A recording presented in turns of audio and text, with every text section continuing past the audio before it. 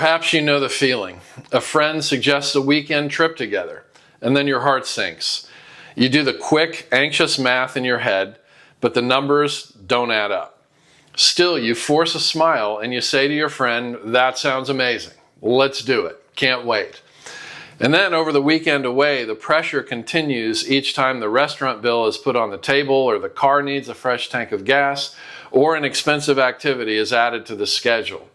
This feeling of wearing a financial mask, of picking up the tab when you can't afford it, of projecting a success you don't possess while your checking and credit card balance screams for a lifeline. It's tiring. It's lonely. It's performance. In this video, we'll look at 3 life-transforming truths that can free you up from that shame and anxiety. So I encourage you to stay until the end, because seeing how they work together is what can unlock the door to peace. But before we get to these 3 truths, here's the problem that we're trying to solve. The pressure to appear successful comes from a world that constantly pressures us to measure our worth by what we own and by what we display. Social media amplifies this, equating net worth with self-worth. We begin to believe the lie that if we can look successful, maybe we'll also feel successful. Some people call this the comparison trap, which leads us into a pride of superiority or a pride of inferiority. As C.S. Lewis wrote, pride gets no pleasure out of having something, only out of having more of it than the next man. It's the comparison that makes you proud, the pleasure of being above the rest. But once the element of competition is gone, Lewis says, pride is gone. The Bible offers a different metric entirely. In 1 Samuel 16, when the prophet Samuel looked for Israel's next king, he was awestruck by the oldest and most kingly-looking son. But God stopped him and said to him, "Do not look on his appearance, for man looks on the outward appearance, but the Lord looks on the heart." God is not impressed and does not value our outward signs of success. He sees the heart.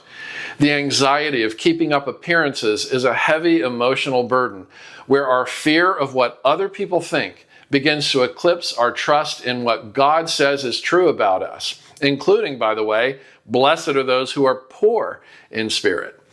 This leads to the profound spiritual cost of maintaining a financial facade. When we're consumed by hiding that we actually have to live on a budget, we end up serving a different master altogether. Jesus was clear in Matthew 6:24 when he said, "No one can serve 2 masters. You cannot serve God and money." Trying to look wealthy and successful while drowning in financial anxiety is spiritually corrosive.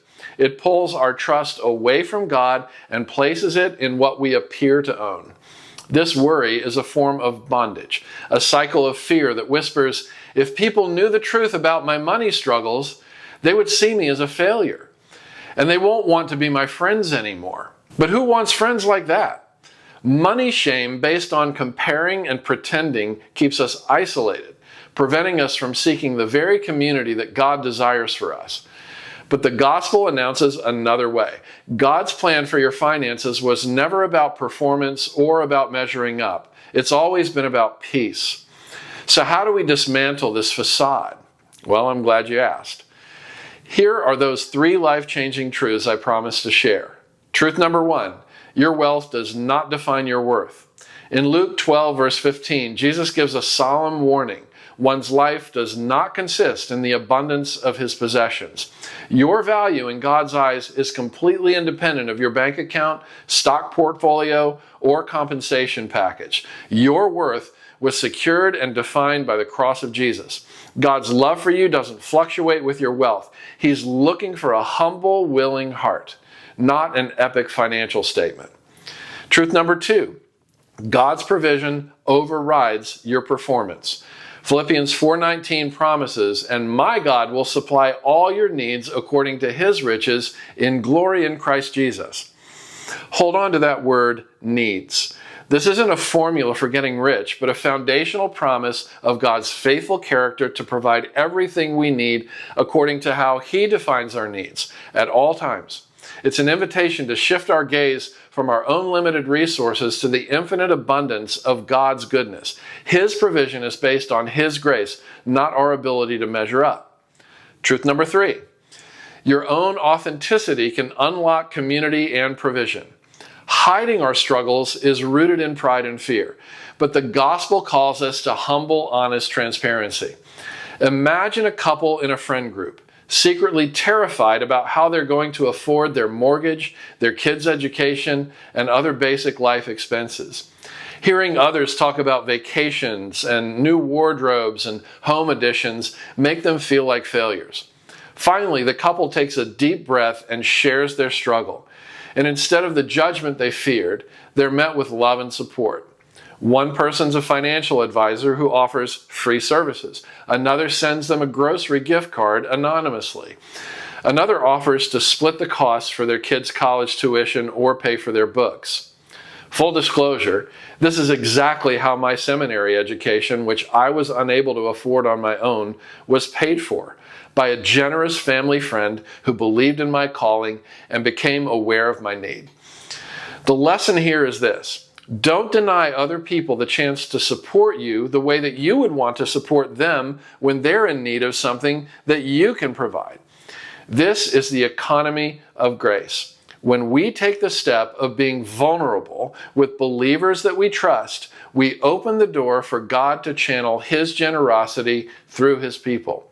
Being honest does not just free you, it gives others the chance to discover Jesus' teaching about the profound blessing of being able to be a blessing to other people. I hope you hear the invitation from God to stop performing, to take off the mask, and to show your true, beautiful face. To struggle is not a sign of spiritual failure. It's a part of our human condition. God's love for you is unchanging, and your worth is completely secure in Him. True financial freedom is found not in a larger bank account, but in a heart that is leaning to trust God and to lean on His people, especially in harder times.